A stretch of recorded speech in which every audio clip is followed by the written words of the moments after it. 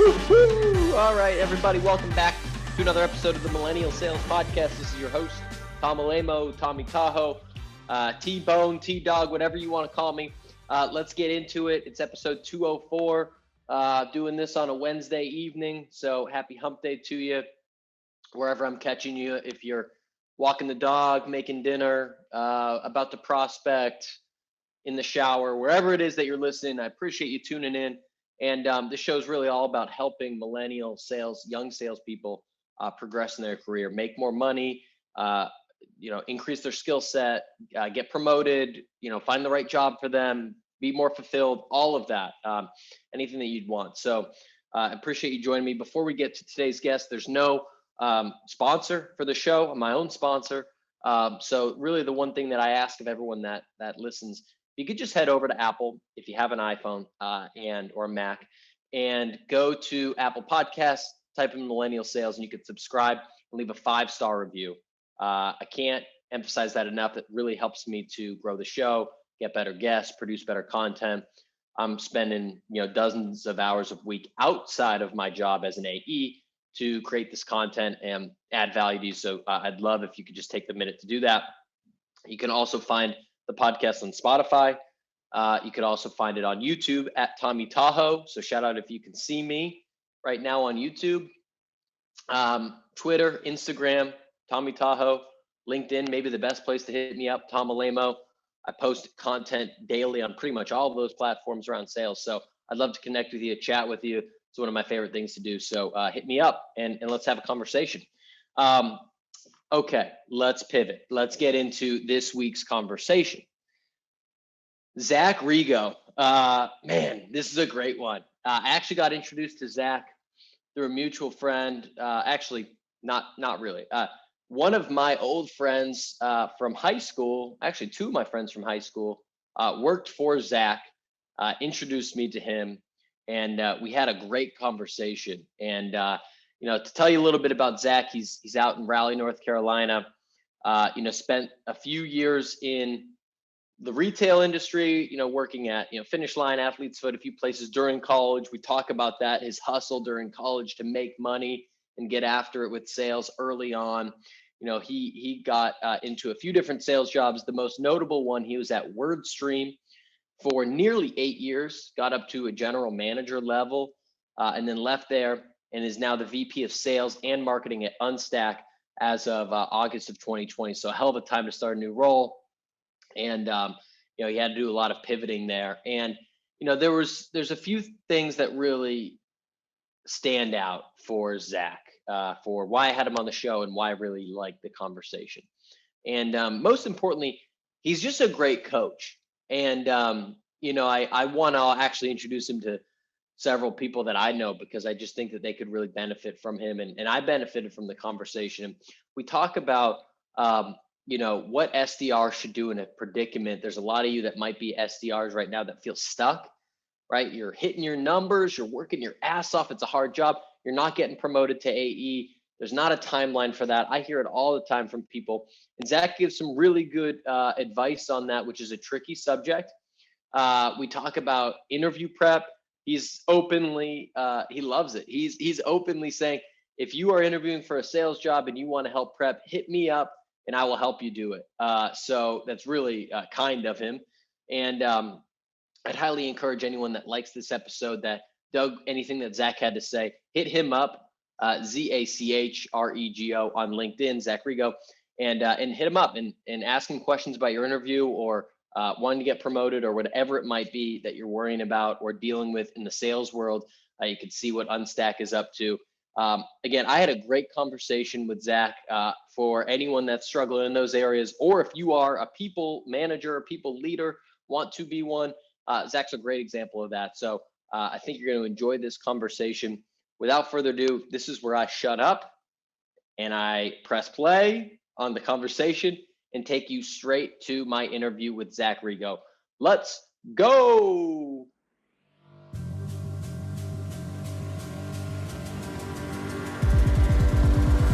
Zach Rego, welcome to Millennial Sales. How you doing, man? I'm good, Tom. Thanks for having me, man. Yeah, absolutely. We got the last few weeks of the year here to close up some business, get prepped for 2021. How's everything rolling with you and the Unstack team? It's an exciting time. We figured out our plan for 2021, which, when you're an early stage startup, there's a lot of sorting out to be done. And it's a really exciting time for us. We've started to really nail a couple things where now we can plug numbers in and see what our trajectory looks like and where the business is going. And it's exciting. It's exciting. I love to see where we can end up if things fall into place and we execute on the plan we have, which is always fun.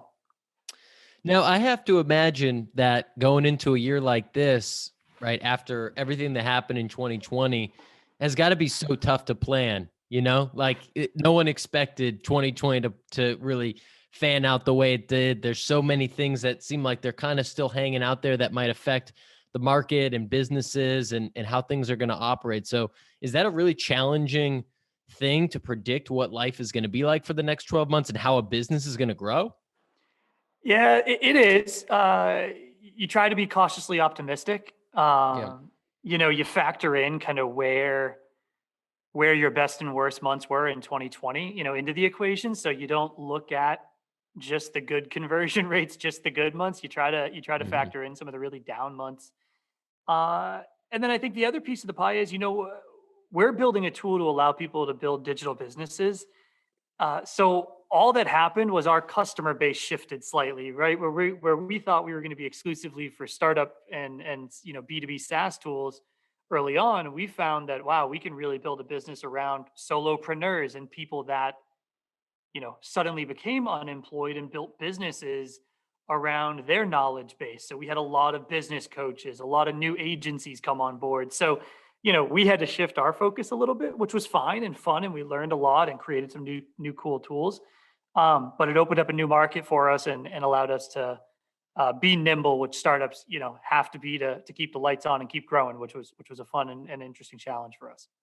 Yeah, I love it. I love it. Well, I'd love to get into your career a little bit and talk through that. So I saw, just doing some LinkedIn creeping and research that, it seems like looks like you started off your career in high school or maybe even college, like in the retail world, Yeah. like at Athlete's Foot and a few others. And that's a pretty common thing that I'm seeing from a lot of, successful salespeople is that they had a stint in retail, they had a stint in hospitality, Yep. door-to-door sales of some sort. So tell me a little bit about that, like, and how that maybe framed your mindset around what sales might be like.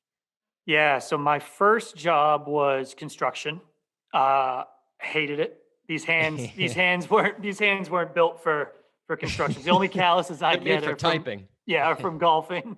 Yeah. Uh, that's when my hands get beat up. I did that for one summer. I immediately said, "All right, I got to get out of this." It was in Wilmington, North Carolina. The summers in Wilmington, North Carolina are hot, and working outside just isn't sustainable for someone like me. Right. I'm weak. So I went into retail the next summer as a summer job and loved it. I worked for the Finish Line. My manager was outstanding, just an awesome salesperson, like super energized, uh, really organized. I mean, he managed this entire store and we did good business and he was very, very organized. And I think it helped me a lot in learning about organization and when to position products and like really like selling shoes is one thing, but like the Finish Lines of the world don't make their money on shoes. They make it on cleaners and socks, which everyone knows, and insoles. It's all the accessories. So he helped a lot with like product positioning, which you don't think about when you're a retail salesperson, but it's key. Like that's how they make their money. And then, when I went to college, I started working at the Athlete's Foot, which no longer really exists. It does, but we were a specialty running store, and same thing, right? Like we had to sell insoles and socks to make our money, and all of our Hmm. commissions, which we actually got paid. I got an hourly plus commission. The hourly was what, 8.50 or $9 an hour, maybe 10.50 an hour when I left, and I was like assistant manager at the store. Yeah.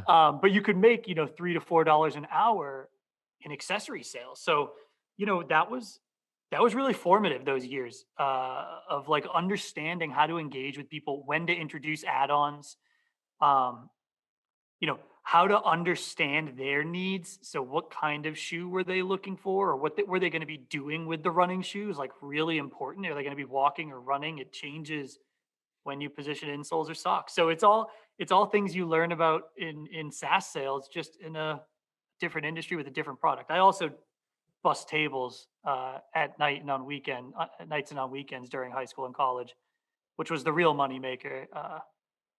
Bussers. So you were hustling, man. I was hustling. Yeah, no, once I started making money, I liked making money. Yeah. I look back at my W-2s, man. My junior year of high school, I made like $21,000. Oh, wow. I was working 3 nights a week at the restaurant and then working Saturdays and Sundays at Finish Line. And just the restaurant I worked at it was a Japanese steakhouse. Like the servers there printed money and the busboys got a nice kickback on all of that. It was a crazy thing to look back on, but had to buy cars. I like cars. So that's where I usually waste my money. So I was curious if that was something that it was like your parents said, hey, you gotta have a job or 2 jobs, or you just got that first taste of money and, you were interested in cars and you're like, well, I gotta find a way to buy these cars or how that kind of started. Well, my dad was cheap my whole life. So once I had my own money to buy my own things, that was a big factor. I had to buy my first car. I bought it for $1 from my cousin, and it was a horrible car. It was exactly what $1 would buy you. So I quickly wanted to get out of that. I did go to a private high school, so my car was by far the worst car in the parking lot. By 100 miles. I bought it from my cousin for $1. It was a Northeast car, Honda Civic. The wheel wells were all rusted out. Yeah. So the faster I could get, that car was a means to get the next car. The faster I could get the next car, I was going to do it. So that was my real motivation. I also knew, since I went to the private high school, I had to pay for college myself. So getting money in the bank and having money to support myself in college and then working through college to pay my student loans was something I was planning for, when I was a junior in high school. And it paid off. I was able to pay off all my student debt pretty quickly after school, just by having some money saved and kind of keeping level on those payments while I was in school. So I'm a planner, if nothing else. Yeah. And so you knew, just coming from all that experience in high school and college, you knew coming out of college that I want to get into sales. That's where I can make money. I like working with people. I like setting goals to make money, and that's how I want to get it done. It seems like it was a clear-cut decision for you. Yeah. I went to college. I was a major in communications, a minor in journalism. And I wanted to be on SportsCenter, which, when I was a child and a teenager, SportsCenter was the thing. You watched it before you went to school and you watched it when you got home from school twice a day. Stuart Scott and those guys were huge. Needless to say, it's really hard to do that. It's not as big as it used to be. They don't get paid very well, even the best of them. And it's a long freaking road to become a SportsCenter anchor. Yeah. And most of it's free. So when you graduate, you're doing these internships at crazy hours that are unpaid or paid very little. So I quickly realized I needed to figure out how to make money, and sales was the best path to do that while leveraging skills I already had and even some skills I learned in, being a communications major and a minor in journalism. You work a lot on things like short news stories, headlines, which are eerily similar to subject lines, right? So a lot of those skills were quickly transferable, and I was able to hone them in college and use them, quickly thereafter in B2B sales. Yeah. And, I want to talk a little bit about, and really spend the majority of today's conversation on your leadership style. And just by going to your LinkedIn, right, I picked up on, in your bio, there's a lot of different stats, success, President's Club, hitting quota, all that stuff, but not the first line. The first line in your LinkedIn bio is you have 7 direct reports that were promoted to leadership roles. So that feels like a conscious decision that you've made as really highlighting that. I'd love to hear you talk about the emphasis that you have on helping other people develop their careers. Yeah, I think retaining salespeople is hard as a sales leader, right? And I think there are easy ways to do it, and it usually starts by putting the salesperson's career in their hands. And what I mean by that is, as a sales organization, you should have a promotion path, right? That's very clear cut. You're going to come in at this level. here are the metrics you have to achieve to move up to the next level. And I think that's something that more and more sales organizations are starting to put in place. But, there's always a ceiling there, right? Of like, when do I become a sales manager? Not all salespeople want to become sales managers. So Mhm. I, you always see the salespeople that want to do more, and exposing opportunities for them to do that, even outside of the day-to-day grind of sales, is super important. And I've dedicated a lot of my time to making sure I provide those opportunities to sales reps that work for me. Mostly because when I was a sales rep and I wanted that experience, it wasn't always given to me. And when it was, it only drove me to be better and do better for the organization. And like that mental shift for me from individual contributor to what can I do that's best for the business and our clients made me a better salesperson. Right. And I was Mhm. quickly realized that. So I've kind of taken that with me and quickly tried to deploy that for anyone that's on my team. So when you say that there's, reps on a team that you could tell are ambitious, they want more, they're hungry, and you give them maybe additional responsibilities or things outside the normal scope, like, could you give me an example of that? Yeah. So, people that are ambitious, or most salespeople are ambitious, right? Like they want to achieve their Yeah. numbers, they want to hit President's Club or whatever that goal is. Uh, but there are other people that are thinking with a business hat on and not a salesperson hat on, and the difference Mhm. there is they might see a flaw in some process that happens post sale, and as opposed to complaining about the churn that they got or the clawback or whatever, right? They're digging deep. Like, what is the solution that I can help uncover with this thing that happened that negatively impacted me? Uh, that's going to make the business better so that I don't deal with a churn or a clawback again, but really impacts the organization. Mm. And the people that come to you with solutions, they're coming to you with solutions because they want to help solve bigger strategic problems. And those are the people you want to give projects to. So, I'll try to task them with leading that. Like, hey, like that's a great solution. Here are a couple things I would tweak. Here's how I'd present it, and like, let's go put something together that we can present to the VP of sales or the director of customer success to see if we can work on a project that makes the handoff from sales rep to CS better, whatever it may be. And those little projects uh, ingrain the salesperson in the business, and Mhm. it's really reinvigorating for them. And when they start to see the impact across the broader organization, they want to do it again, and they want to do it Mhm. again. And the more they want to do that, the more revenue they're contributing to the business, which is a salesperson's goal. They might not be doing it, by picking up the phone and emailing and prospecting, but they're really impacting the business at a much larger scale. So those are little things you got to look for when you're mentoring or managing a salesperson. And as a sales rep, those are opportunities you should look for if you want to ingratiate yourself to the broader organization or executive team. Find those solutions. Come with solutions as opposed to identifying a problem. Yeah, that was always something one of my first bosses, always kind of like just ingrained in our brains. If we came to him with a problem, it was like, well, and we'd say, well, what do we do? Say, I don't know. What do you think? And he would never give us the answer. It would always be, well, I don't know. What do you think? And so if you came and said, hey, here's a situation. I think we should do this. Like, do you agree? Or I think there are two ways that we can do it. I think we should do the first one. What do you think? And then from there, he'd maybe give you some devil's advocate, or he'd agree or disagree or something. But if you're looking to just get the answer and not solve it on your own, then you're not learning anything that way. The problem might get fixed in that one situation, but it doesn't probably Exactly. fix the process for the business. And then it doesn't help you to be able to identify those and get better and continue to fix other problems across the organization. And so I think that's just a huge lesson that people can learn.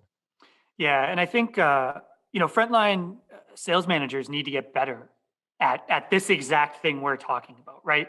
Mm, It's easy for a frontline sales manager to just feel like they're putting out fires all day, but they're putting out fires one at a time, as opposed to looking for the underlying issues and finding out ways to mm, put out multiple fires at once. And that goes with like making sure that the sales reps feel empowered to come with the solution, mm. because they're the ones on the front lines, or the sales rep feels empowered to partner with other parts of the organization, be it marketing on like lead handoff, right? Or customer success on customer handoff. Like as a salesperson, you need to feel empowered to not only interface with your peers or their managers, but also comfortable coming with a solution and a strategy. And I think Ralph Folds, the CEO of WordStream, when I started there, you know, it was a smaller company at the time. We were like 30 something employees, maybe 12 sales reps. So like everyone knew everybody. Like I sat next to Ralph for a little bit. You know, he would take meetings with me when I had a solution I wanted to bring him or a problem I uncovered that I think I might have solved. And that was awesome. You know what I mean? Like it was really cool for me as an early sales rep at the company to be able to do that. And he also did things like, hey, Zach, where do you want to be in X years, right? What do you want to do with your career? Hey, Zach, go get more data because I don't think your solution's right. You're way off, right? Like little things like that really pushed me, made me so prepared for the future. And I think, you know, I tried to pass that along to all the sales reps I've worked with in my career. Yeah, let's talk about that because I remember that was something that, you know, I think that you're pretty passionate about is like really helping the reps on your team with wherever they want to take their career, right? And you mentioned some people want to get into sales management.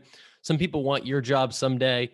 Some want to be the biggest, baddest sales rep in the world. And some don't know what the hell they want to do yet because they just graduated college and they're just trying to make some money and pay off student loans. And all of those answers are acceptable, you know, depending on your situation. So how do you get to the core of that? And like, say if you have 5 or 10 different reps on your team or 50 reps, depending on how big the company is, how do you individualize that, get to know them as a person and help them on their career path? Yeah. You know, I think you got to give it some time, right? Yeah. So there's this, I managed, or the SDR team rolled up to me at the end of my days at WordStream. Had about a team of close to 45 salespeople, you know, sometime early in 2020. The SDR team, I had, you know, the agency sales team, I had some account management team that rolled up to me as well. And each of those roles take time. Like SDRs are really impatient, right? Like they always want to get, when can I get into closing? When can I get into, and it's like, don't ask that. Like, how can I get more exposure to what happens when you become a closer is what you should be asking your manager. And then when you're a sales rep, you know, like, hey, how can I get more exposure to X piece of the business that I'm really interested in? And the thing I always ask all salespeople to do when they come to me with, I want to take the next step is write the perfect job description for yourself. Sit down and really think about it, right? Knock down all the barriers. Don't think about yourself as a salesperson or sales leader. If you want to be a sales manager, write the sales manager job description. If you want to be a channel or partner manager, write that job description. If you want to be a director of marketing, like write that job description. Like go and sit down and really think about it. Don't come to me and say, I want to become a sales manager. I want a promotion, right? That means nothing. Like, what do you want in your career so that I can expose you to opportunities to get the skills you need to then take on the role you really want? So I always ask people, write the job description for the job you want and sit down and really think about it with no barriers, right? Like, don't even think about it has to be at this company. Just write down what you want as your perfect job. And do you do that at the beginning of your relationship with them? You give them some time, you try to feel them out, you know, they've got to earn their stripes. Like, when do you do that? Yeah, you know, it is a little bit of earn your stripes. You know, there are people that just want to be individual contributors, right? They just want to be the best sales reps that they can be and make a lot of money because a lot of great individual contributors make more money than their sales manager. Yeah. I made way less money when I became a sales manager. Yeah. It was a tough pill to swallow, and I felt like I worked, you know, way harder. But sales reps are probably so tired of hearing that. You should cut that part. There is, you know, there is a level of like you gotta get a little bit under your belt and show that you understand the process of the job you're in before you can even approach or should even approach people about where you want to be. And I think in the interview process, you can declare that. Like I was very clear early on, like, hey, I want to be in a general manager, CRO, like revenue role that's bigger and broader than just sales. Like that is where I want to be. And when Ralph asked me early in my career when I was just a sales rep, like that's what I said. And that's where I wanted to go. Right. And I was able to navigate my path into a GM role where I was managing the full organization and responsible for top line revenue and responsible for churn and net retention and things that most sales leaders don't have to worry about. Hmm. That was an awesome experience for me, and it was really important that I navigated my way to that path, and I did that by making some strategic moves throughout my career, but always trying to be exposing myself to other parts of the organization as well. So I want to take a step back a little bit and talk about, like you talked about career path, promotion path, making it very clear for reps and everyone that knows, how you get from one level to another. When in a company do you implement that? Is it ever too early to do that? And, I've got some follow-up questions I want to get into, but I'm just curious, like, do you have to wait till a certain amount of revenue or reps or some sophistication of product market fit or something before you do that? Yeah, I think that that piece of paper that outlines everything evolves so fast, Yeah. and I think where I'm at right now with Unstack, like, man, I'm going to be hiring like entry level, mid level salespeople, like, 2 to 4 years of experience. Um, what's their next step? I don't know. Right. Like right now I'm defining the sales process from Mm. picking up the phone, like inbound lead comes into. So, uh, what I do know is that whoever takes that job will get a lot of exposure to a lot of projects and get to do a lot of things and learn a bunch because we're all going to be doing that, right? And I think when I started at WordStream, what we had was, you come in at kind of your base level, you're just what we call the sales rep, and then you got promoted to a senior sales rep after you hit X amount of time, and that's all they had, right? And then I kind of was like, hey, I'm a senior sales rep after my first year. Like, what's next for me here? And kind Hmm. of push them to make a team lead role. And then, there was another benchmark you had to hit to become a sales team lead, and you were able to take on a rep or two underneath you. And then, as I got more and more impatient and my peers got more and more impatient, they had to create the next step, which was a sales manager. And the organization was evolving in a way that supported that. Like we were hiring at Hmm. a rate where people were getting promoted at a time where we needed more sales managers. Uh, Over time, that starts to plateau and you actually start to struggle to keep that same path. So that path stayed the same, but we had to come up with new and creative ways. So there was a few opportunities where I made people uh, basically like liaisons intra-department. So I Hmm. had a gentleman on my team, Matt Bose, who, managed my partnership with marketing. So he was the person that sat down in the marketing meetings to work cross-functionally with the marketing team to say, here are better ways for lead handoff. Here are better lead segments, right? And he was taking it from a sales rep's point of view, and they were taking it from the marketing point of view, and that was really powerful, right? Like there hadn't Yeah. been that bridge communication. So uh, it evolves over time. I think every organization should have, if you have more than 5 salespeople that have been with you for more than 6 months, like you should really start drawing this stuff up because those people that have been there for 6 months are going to be asking for something in 6 months. Yeah, Like they need a promotion within a absolutely. year.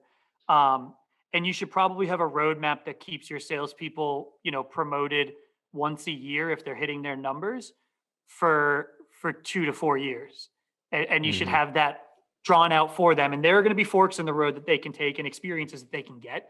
But you should really start to think about how can I get people to see a path to manager or whatever it may be in the next, 2 to 4 years. Well, first of all, shout out Matt Bose, Central Yeah. Catholic High School Oh represent. yeah. I Um, forgot we had there's a little overlap here. yeah, yeah. But so all of that makes a lot of sense. But let's say you're a rep or, a realistic situation. I was talking to an SDR that I'm friends with that is at an organization right now, and he's been working there and, hitting his numbers, and he's been working there almost a year, and there's no path. He's pushing for that, promotion to whatever that might be, wants to be a closer. And, they're telling him, come back in 3 months, we'll talk, come back in 3 months, we'll talk. And there's no path. There's no, you do this for the next 6 months or a year or Right. 3 months, we got you. So, I think the initial instinct is like, is this going to be the right spot for me? Are they going to actually do right by me? Where the flip side is, if he leaves, you got to restart the SDR process again somewhere else. And it's going to be another 6, 12, 18, 24 months to get promoted there. So what would you say to someone that is, let's just assume that they're hitting their numbers. Cause if you're not, then, you don't have a leg to Right. stand on, but you're hitting your numbers and there's not that path and you're pushing for it. Yeah. Hey, man, I've been there, right? Like I've been there as a sales leader. I've been the person on the other side of the table saying, Yeah. I just don't know, right? And I think especially my advice to SDRs is be patient. Work with your manager. Trust that they have your best interest in mind. It might not always seem like it when they're sitting face to face with you. I guarantee you they're going to be frustrated when you sit down and ask, when, right? Like it's Yeah.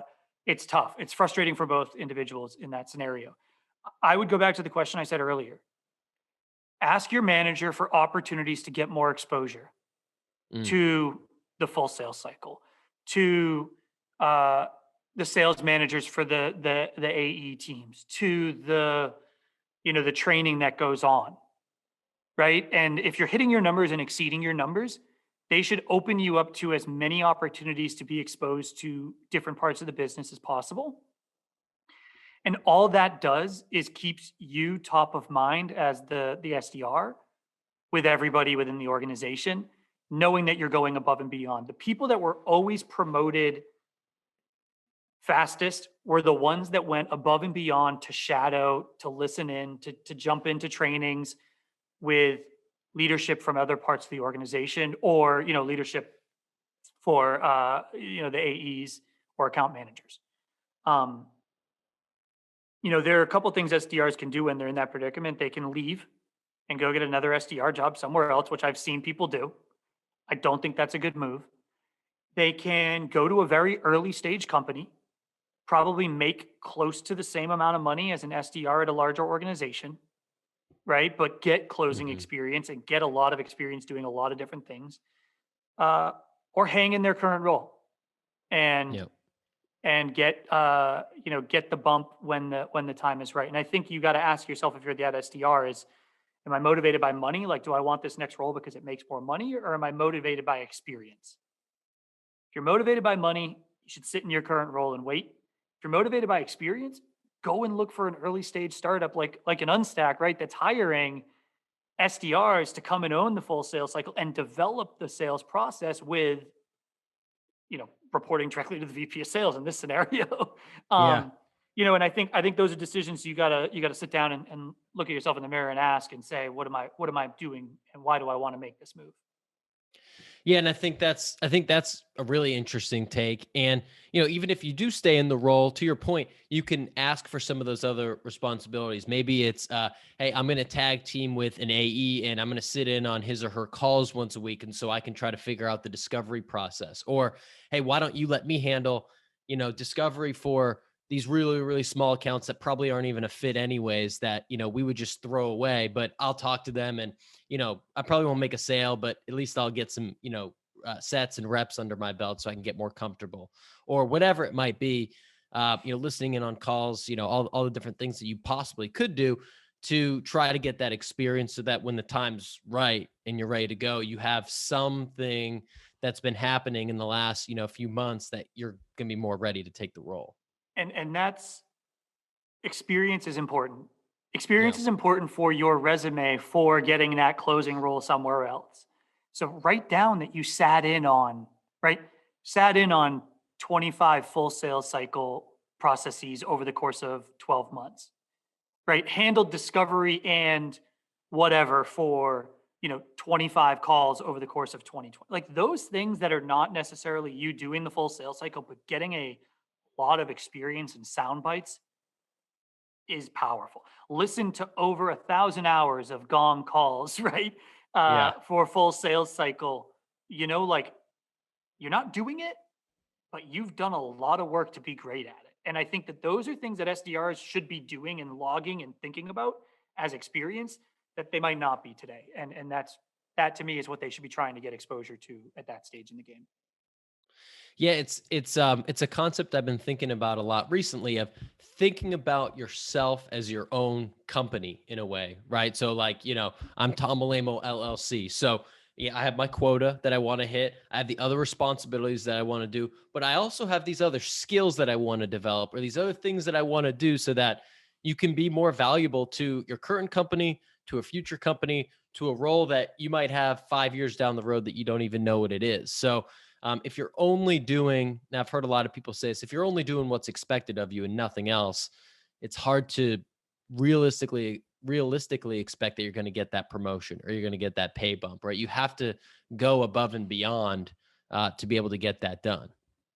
Yeah, and I think the other thing is the experience doesn't always come from your company or your manager, right? It can come from mentors outside of the organization. It can come from creating a podcast. It can come from creating a personal brand, right? Yeah. On LinkedIn, which we've seen, I think you've done a good job of it, but I've seen other sales reps or SDRs even that are known nationwide by sales leaders, right? Like Yeah. that's outstanding. There's no better opportunity to do that than today. I got a sales rep that used to work for me. He puts out a funny educational video every Friday, right? And it's like Yeah. he does it on his own. He created his own little brand, Matt Urban Marketing.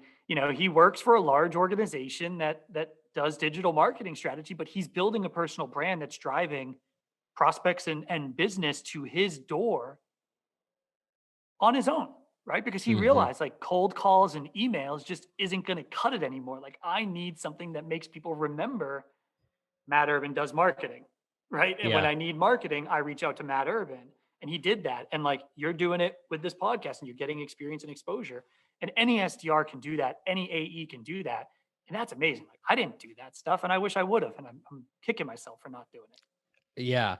Well, and I was talking to a friend that works with one of the, kind of LinkedIn stars that you see that the person will remain nameless. I'm like, is that person really like, are they really doing it? Are they really closing deals? And he's like, dude, you have no idea how much pipeline. If this person just puts out one post, they just have inbound pipeline coming to them. I'm like, man, that's amazing. So it definitely, if you build it up, it can turn into business for you.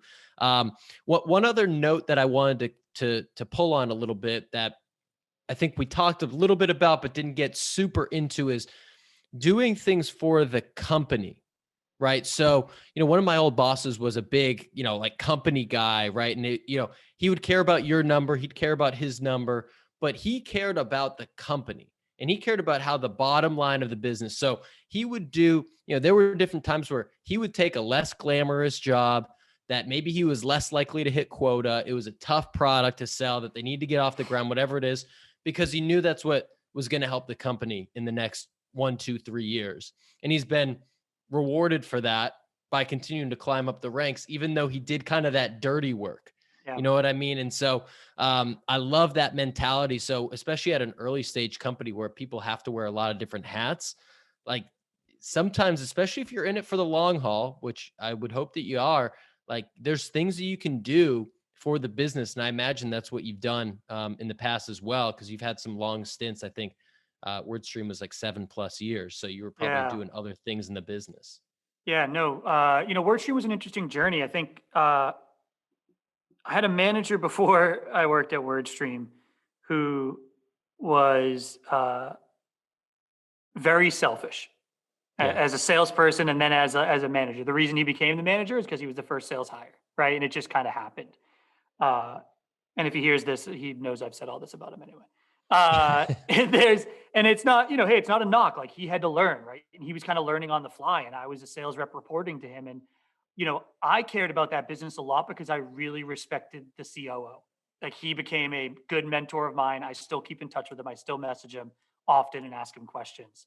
And that passion I had about his success and the business's success rang true and through my sales. When I moved on to WordStream, I went back to being, pretty selfish for that first year. Like I had high hopes for how much money I needed to earn. I just relocated from Raleigh to Boston, and Boston was way more expensive. Like I needed to make money and I wanted to experience the city. So I really focused on myself and how I could be really successful as a salesperson and make as much money as I could. I quickly learned that'll get you far. It doesn't make you a lot of friends. Um, people respected me, I think, for the most part. Ralph, the CEO, sat down with me. But the more I sat with Ralph and the more he kind of pushed me back to my desk to think about it from his perspective, right? The CEO's perspective, the Hmm. better I got, right? And the more I thought about the business and what was a good sale and a bad sale and where I should focus my time. And what that really led to is me being much more transparent in my prospecting and in my sales process and really telling the company's mission and vision to the prospect. And when you start doing that and you start selling in a way about here's how we handle things and here's what our churn is and here's why it's low and here's why that's so important to you and here's what our customer success retention numbers look like, and really knowing all of that intel Mm, makes you such a successful salesperson because the prospect trusts you.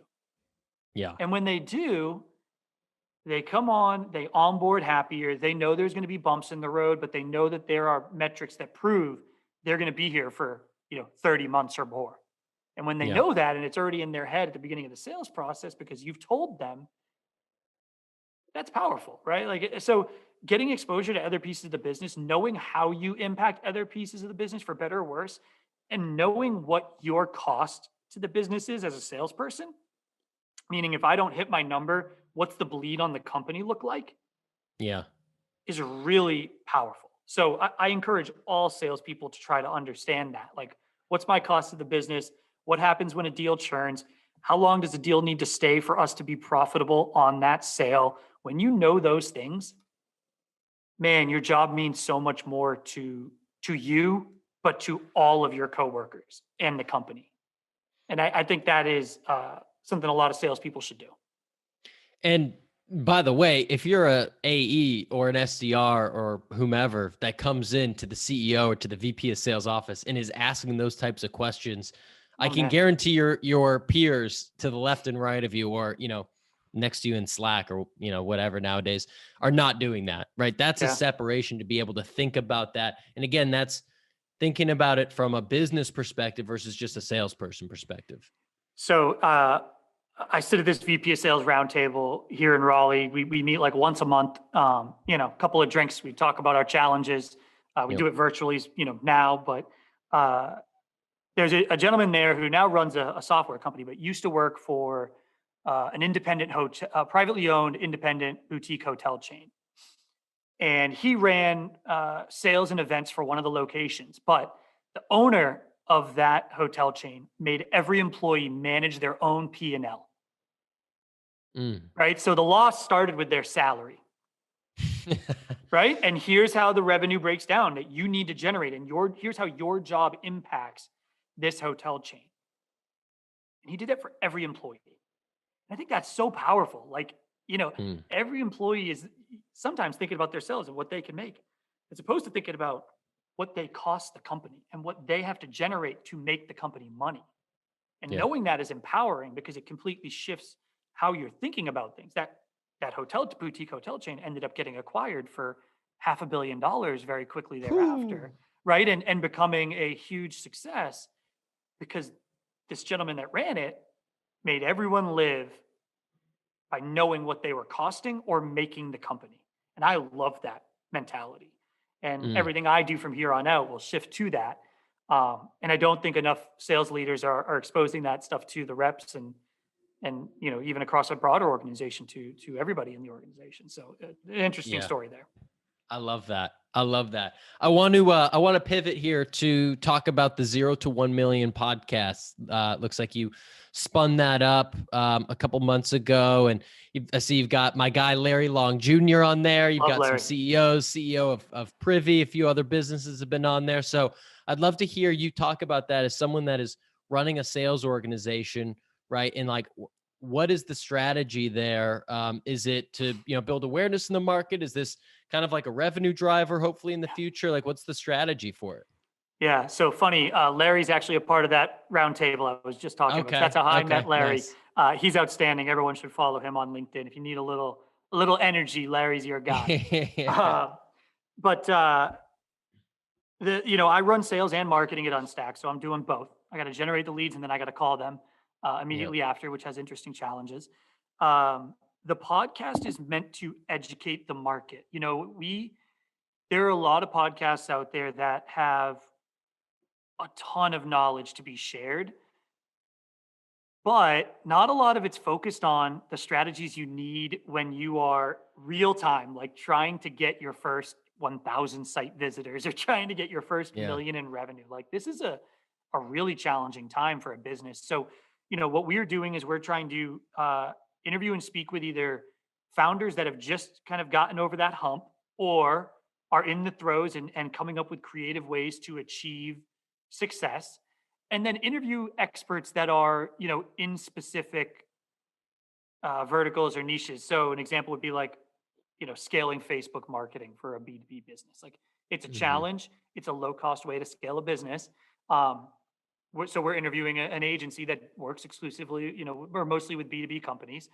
Another example is pricing, right? Pricing is so challenging when you're an early stage SaaS company. So we're interviewing pricing strategists that are going to share their knowledge. And my ultimate goal with that is brand awareness, share knowledge, and I get to gain knowledge, right? So like Yeah. I'm interviewing people real time that I need help with. Like we're going through a pricing exercise as a company. What better way for me to get a little free knowledge than give this pricing company some exposure, but ask the questions I want to ask that I assume every Totally. other revenue leader is asking as well. So selfishly, I get to learn a little bit. We get to distribute it to an audience we want to engage with, and we get to share some knowledge with them about what we've had success with and where we've screwed up along the way as well.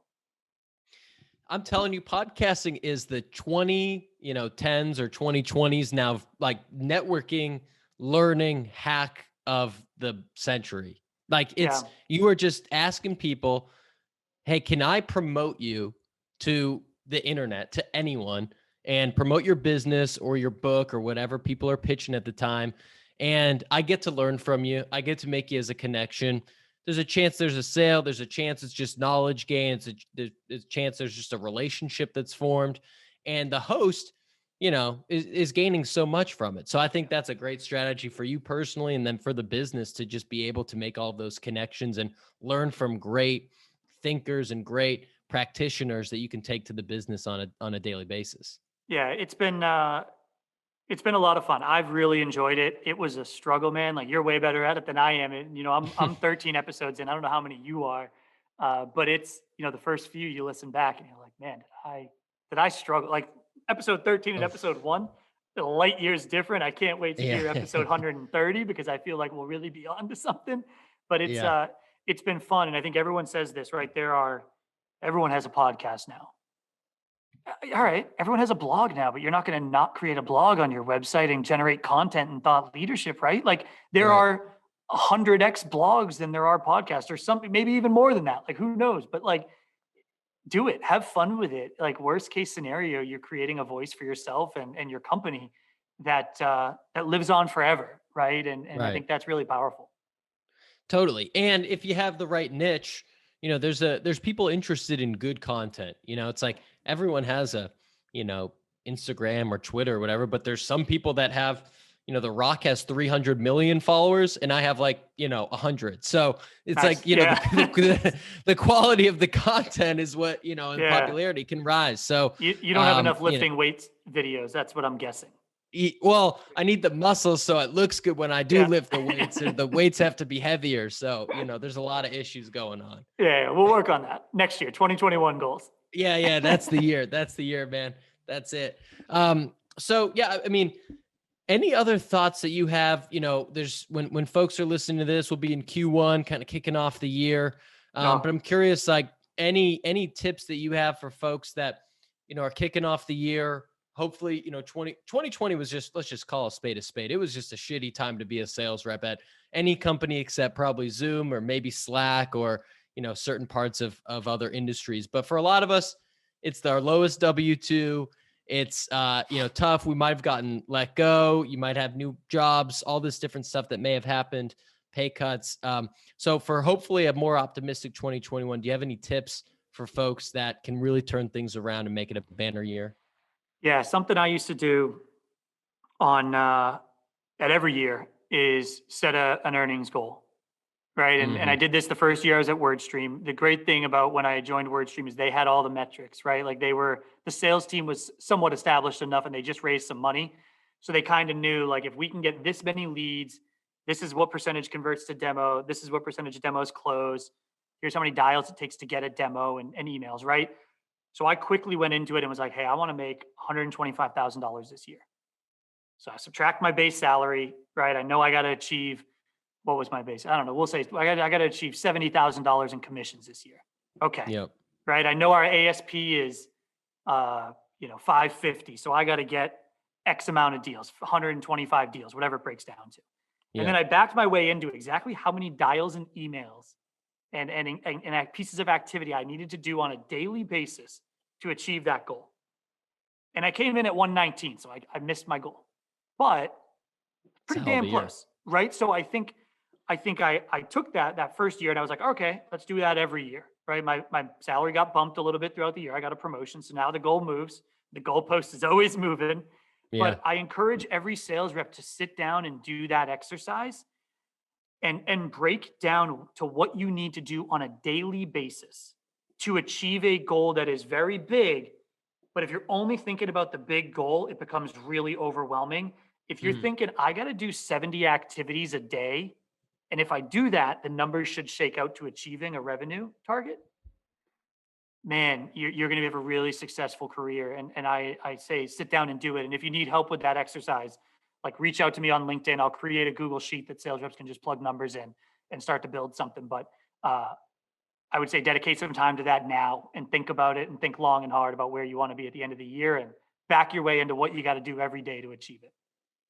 And then maybe a 2.0 version of that is well, then you have to actually, do it, like not just for a week or a month, but the 70 dials, on the day where you're not feeling so great, Yeah. or, you got hung up on 12 times the day before, or haven't booked a meeting in 3 weeks or whatever is going on. Actually, I've heard people talk about, know your numbers, treat it like a science. And I'm with that, but you have to also, it's not just enough to know it. You gotta go through with it and follow it on a day to day. And if their numbers are right, if the company already knows all those metrics, it's not rocket science. It might be hard work, but you know what to do. You just got to go out there and do it. I think the one other thing I'd encourage everyone to do when you're creating this, right? The first year I created it off of the company's numbers. The second year I Yeah. created it off of my numbers. So I had the data to support, hey, my closing percentage was 42% instead of 40. And then the next thing you want to think about is where in that funnel do you want to refine? So where can you tweak and get better to make the numbers that come out the back end, the revenue numbers, way more impactful? So it might be that closing percent. Like, hey, I'm a year into this now, so my closing percentage shouldn't be 42, it should be 48. And if I can get to that, 15% increase in my closing rate, man, here's what happens on the back end, right? And I'll Yeah. still do the activity number at the top, but the revenue numbers, those grow faster. So create the activity metric, find the whole, right? The number that you can tweak and get better. Work on that and make that your goal for Q1. And the back half of the year is going to be a rocket ship. And that's the other thing I would say focus on now is find out one metric you want to improve upon. And you know what that sounds a lot like? That sounds a lot like having a business mind versus a sales mind, right? Yeah. That's like a CEO comes into the year and they know the one or two things they need to tweak. They know their numbers. They're not guessing. They're not just waking up and hoping more customers show up, or, at least a good CEO, right, is knowing the numbers and working on the things that you got to do to get better. Yeah. So that's it right there. Sit down with your marketing leaders too, right? Like that's a good time to sit down with the marketing leaders and say, hey, like, these are the leads I'm really killing it on, and my closing percentage on these is, and formulate a plan. Yeah. But every marketing leader is doing this right now, right? They're looking at their open rates in an email, their click rates in an email, their conversion rates on the page, and they're analyzing how to refine that. And if you're a Yeah. sales leader, you should rally a marketing leader to come into your sales organization and tell the salespeople how to look at their part of the funnel and where they can refine it. So, that's really nice, for salespeople to start thinking about, and a really great way for them to own their funnel, right? And I think that's powerful. I love it, man. I love it. So everyone check out the 0 to a Million podcast. Hit up Zach Rego on LinkedIn. Hit him up. He's going to give you that spreadsheet if you need it. I'll work give you on some it. I'll work on it advice. this afternoon. I just created more work for myself. Is that the best place for folks to connect with you on LinkedIn? Yeah, please connect on LinkedIn. And I try to put out some content there. Obviously post the 0 to a Million podcast. You can find that there as well. And I'm happy to engage with any sales rep that need mentorship or interview prep. It's a lot. It's hard to get that next job. It's hard to level up when you're changing jobs. I like to think of myself as being pretty creative and reframing the experience you've had, and more importantly, helping you get the new job by reframing that experience. So happy to help people where I can. I love it. And if you are someone that is maybe struggling, don't like where you're at, check out Unstack. Yeah, there will be a job posting coming out soon. Reach out, please. I'd love to get someone from the network here. All right, Zach, I appreciate it, man. Awesome, Tom. Thank you. All right. Thanks for listening to that episode of the Millennial Sales Podcast. Again, the one thing you can do, head over to Apple and give us a 5-star review. That's what helps us grow this show. Otherwise, hit me up on social media, Tommy Tahoe on YouTube, Twitter, and Instagram, Tom Malema on LinkedIn. I'd love to hear from you. Otherwise, have a great February. Peace.